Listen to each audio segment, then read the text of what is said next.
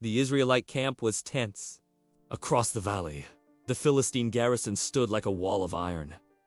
The enemy outnumbered them, outmatched them, and had the advantage of position.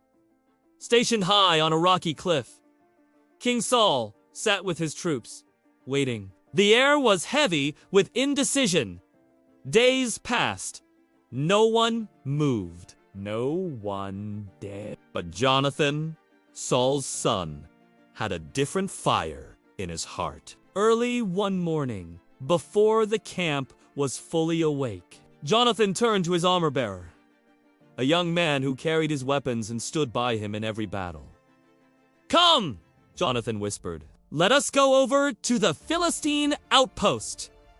Just you and me. Perhaps the Lord will act on our behalf. Nothing can hinder the Lord from saving, whether by many or by few." The armor-bearer didn't hesitate. "Do all that you have in mind," he said. "I am with you, heart and soul." The outpost was perched on a rocky cliff between two jagged crags, Bozes and Sina.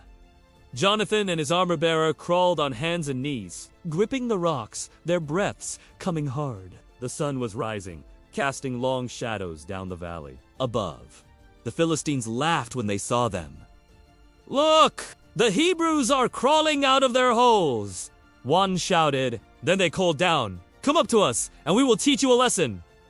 Jonathan glanced at his companion. "That's our sign! The Lord has given them into Israel's hand." Reaching the top, Jonathan moved like lightning. His sword flashed, striking the first Philistine before the man could raise his weapon. The armor-bearer followed close behind, finishing any soldier who staggered away from Jonathan's blows. In the narrow space of the outpost, the Philistines were caught off guard. Unable to use their numbers, in just a short span, 20 Philistines lay fallen. But the greater victory was still to come. From the main garrison, shouts erupted. Panic spread. Soldiers shouted over one another, unsure who was attacking or how many there were. Then, as if nature itself joined the fight, the ground began to tremble. The Philistines were thrown into a frenzy, some even striking each other in the confusion. Back in the Israelite camp, Saul's watchmen saw the chaos in the Philistine lines. It looked as though the enemy was melting away.